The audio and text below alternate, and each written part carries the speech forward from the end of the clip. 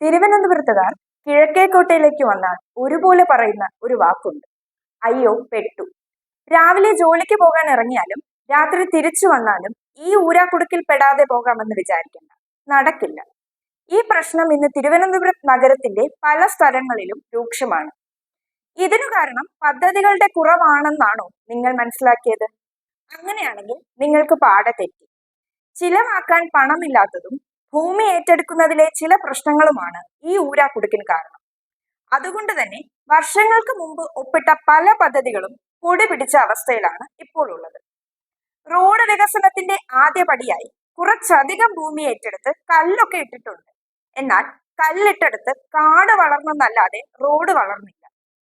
തിരുമല, കിള്ളിപ്പാലം, ഈഞ്ചക്കൽ, പട്ടം, പ്ലാമൂട്, ഉള്ളൂർ എന്നിങ്ങനെ നീളും കുരുങ്ങിക്കിടക്കുന്ന റോഡുകളുടെ ലിസ്റ്റ്. അതുപോലെ തന്നെ തടസ്സങ്ങളും ഉണ്ട് കേട്ടോ.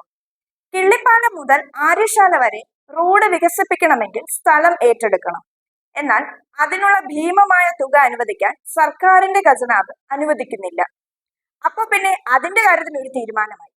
ഈഞ്ചക്കൽ മേൽപ്പാലം വരാൻ വേഴാമ്പലിനെ പോലെ കാത്തിരിക്കുകയാണ് അവിടെയുള്ള ജനങ്ങൾ. എന്നാൽ അതിനും വേണ്ടത്ര വേഗത ഇല്ലെന്നാണ് ഇപ്പോഴത്തെ ആക്ഷേപം.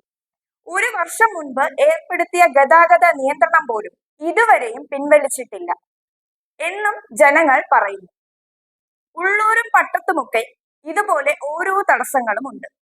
എന്തായാലും ഈ തടസ്സങ്ങളൊക്കെ പരിഗണിച്ച് എന്ന് ഇതിൽ നിന്നും ഒരു മോക്ഷം ഉണ്ടാകുമെന്ന് ഇപ്പോൾ പറയാൻ പറ്റില്ല. ഒരു നാൾ എല്ലാം ശരിയാകുമെന്ന പ്രതീക്ഷയിൽ നമുക്ക് കാത്തിരിക്കാം, അല്ലേ?